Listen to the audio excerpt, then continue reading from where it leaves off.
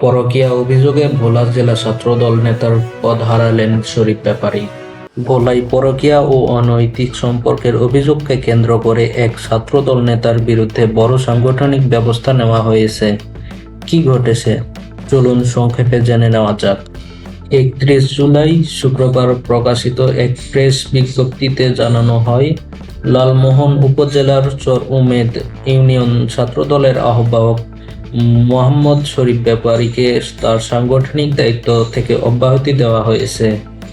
ভোলা জেলা ছাত্রদলের সভাপতি আব্দুল্লাহ আল রাসেল এবং সাধারণ সম্পাদক নূর মোহাম্মদ রুবেল স্বাক্ষরিত ওই বিজ্ঞপ্তিতে বলা হয়, সাংগঠনিক শৃঙ্খলা ভঙ্গের সুনির্দিষ্ট অভিযোগের ভিত্তিতেই এই সিদ্ধান্ত নেওয়া হয়েছে।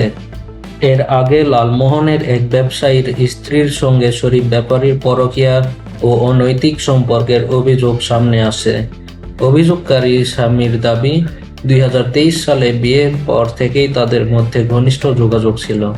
বিষয়টি নিয়ে সামাজিক যোগাযোগ মাধ্যমেও ব্যাপক আলোচনা শুরু হয়।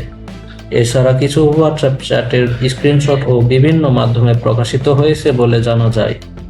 লালমোহন উপজেলা ছাত্রদলের সদস্য সচিব নিজাম উদ্দিন বাবু জানান, অভিযোগ যাচাই বাছাই করার পরেই সাংগঠনিকভাবে এই সিদ্ধান্ত নেওয়া হয়েছে। অন্যদিকে অভিযুক্ত শরীফ ব্যাপারীর বক্তব্য জানার চেষ্টা করা হলেও তার সঙ্গে যোগাযোগ করা সম্ভব হয়নি। স্থানীয় রাজনৈতিক অঙ্গনে অনেকেই এই সিদ্ধান্তকে দলীয় শৃঙ্খলা বজায় রাখার একটি গুরুত্বপূর্ণ পদক্ষেপ হিসেবে দেখছেন। আরও নির্ভরযোগ্য ও সর্বশেষ খবর জানতে আমাদের সঙ্গে থাকুন।